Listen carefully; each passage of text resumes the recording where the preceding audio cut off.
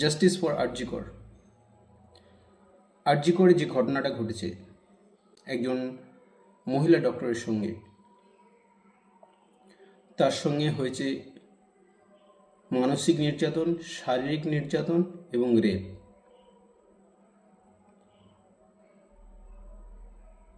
আমরা দেখতে পাচ্ছি, আমরা পশ্চিমবঙ্গবাসী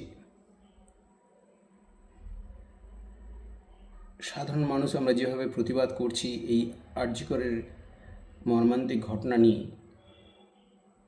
সেখানে একজন মহিলার যেরকমভাবে শারীরিক, মানসিক এবং যেরকম মর্মান্তিক ঘটনা ঘটেছে, আরজিকর যেরকম মর্মান্তিক ঘটনা ঘটেছে, তার সঙ্গে যেরকম অমানসিক অত্যাচার হয়েছে, শারীরিক, মানসিক এবং রেপ, সেটা সত্যি ভাবা যায় না।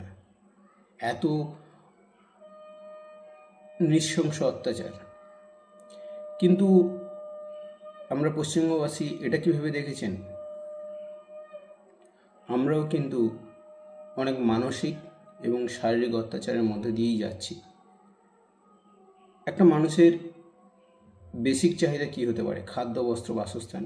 একটা সমাজকে এগিয়ে নিয়ে যেতে গেলে আমাদের যেটা সব থেকে আগে দরকার সেটা হচ্ছে শিক্ষা, স্বাস্থ্য এবং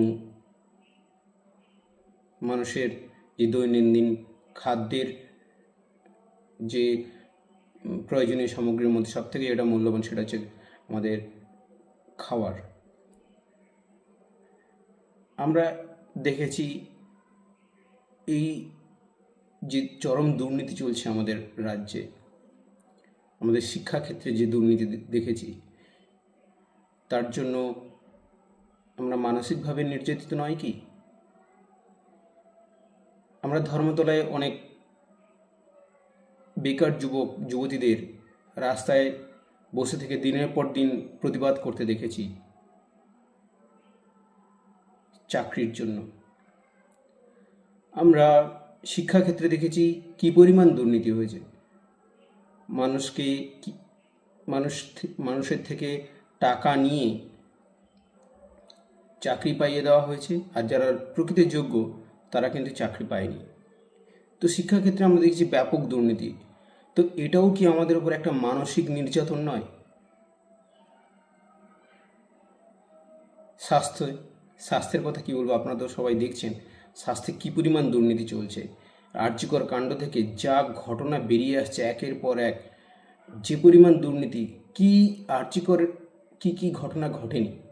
এবং এটাও খবরে আসছে যে শুধু আরজিকর নয়, সমস্ত মেডিকেল কলেজগুলোতে প্রিন্সিপালরা যেরকমভাবে ইনভলভ, আপনারা খবরে দেখে থাকবেন। এবং খাদ্যে আমরা রেশন দুর্নীতি শুনেছি। রেশন দুর্নীতি বিশাল বড় একটা আমাদের এই পশ্চিমবঙ্গে রেশন দুর্নীতি হয়েছে। তার মানে কি, আমাদের শিক্ষা, স্বাস্থ্য এবং খাদ্য, আমাদের যে সমাজটাকে এগিয়ে নিয়ে যাওয়ার যে তিনটে বেসিক জিনিস, সেই তিন ক্ষেত্রেই কিন্তু আমরা চরমভাবে নির্যাতিত। তো এই যে আরজিকরের ঘটনার সঙ্গে আমরা একজন ডক্টর মহিলা যেরকম নির্যাতিত হয়েছে, সেরকম আমরাও এই রাজ্যবাসী শিক্ষা, স্বাস্থ্য এবং এই রেশন দুর্নীতি, এই খাদ্য থেকে আরও কত রকম দুর্নীতি রয়েছে, কিন্তু আমি এই তিনটে মেন জিনিসের কথা বলছি, শিক্ষা, স্বাস্থ্য এবং খাদ্যে বিশেষ করে রেশন দুর্নীতি। এবং আপনারা আরও দুর্নীতির কথা শুনে থাকবেন। এই যে এত পরিমাণ নির্যাতন আমাদের পশ্চিমবঙ্গবাসী সহ্য করছি, আমরা যেরকম আরজিকরের ঘটনা নিয়ে প্রতিবাদ করছি, সাধারণ মানুষ যেরকম রাস্তায় একটা শান্তিপূর্ণ মিছিল করছে, সেরকম আমাদের এই যে দিনের পর দিন শিক্ষা, স্বাস্থ্যে এবং এই যে আমাদের খাদ্য, এই খাবারের উপর যে আমাদের এত দুর্নীতি হয়েছে, তার কি একটা প্রতিবাদ আপনারা মনে করেন না এরকম শান্তিপূর্ণভাবে প্রতিবাদ হওয়া উচিত? এই যে সাধারণ মানুষ রাস্তায় নেমে পড়েছে, তা কিন্তু শুধু আরজিকরের ঘটনার জন্য নয়। সাধারণ মানুষ কিন্তু দিনের পর দিন দেখেছে এই দুর্নীতি, এই নির্যাতন। পশ্চিমবঙ্গের আপনি যদি দেখে থাকেন, পশ্চিমবঙ্গের সাধারণ মানুষও মানসিকভাবে এবং শারীরিকভাবে প্রচুর পরিমাণে নির্যাতিত হয়েছে এই সব শিক্ষা, স্বাস্থ্য এবং খাদ্য দুর্নীতির কারণে। চাকরি বাকরি পাচ্ছে না, শিক্ষাক্ষেত্রে চরম দুর্নীতি, খাদ্যে রেশন, মানুষের যে সরকারি যে রেশনটা পায় সেখানেও দুর্নীতি, সব জায়গায় নির্যাতিত হয়েছে।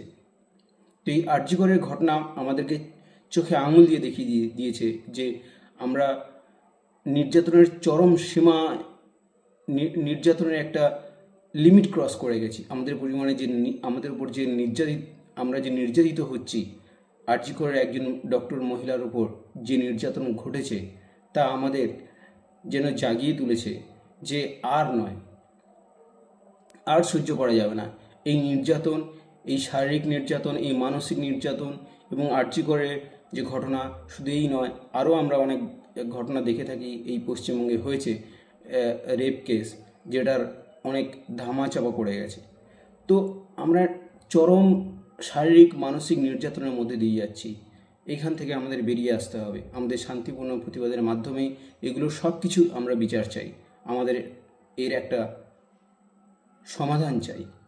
আপনার জনসাধারণ সবাই মিলে এর একটা শান্তিপূর্ণ প্রতিবাদ করুন, এর অবশ্যই বিচার চাই আমরা। আর এই শারীরিক মানসিক নির্যাতন এবং এই যে একটা টোটাল সিস্টেমের, আপনারা দেখে থাকবেন কীরকমভাবে একের পর প্রত্যেকটা সিস্টেম কীভাবে এর সঙ্গে জড়িয়ে সব কিছু একেবারে দুর্নীতির সঙ্গে যুক্ত। তো আমাদের এই সব কিছুর বিরুদ্ধে প্রতিবাদ। আসুন আমরা সবাই মিলে শান্তিপূর্ণভাবে প্রতিবাদ করি, এর সব কিছুর একটা সুবিচার চাই। ধন্যবাদ।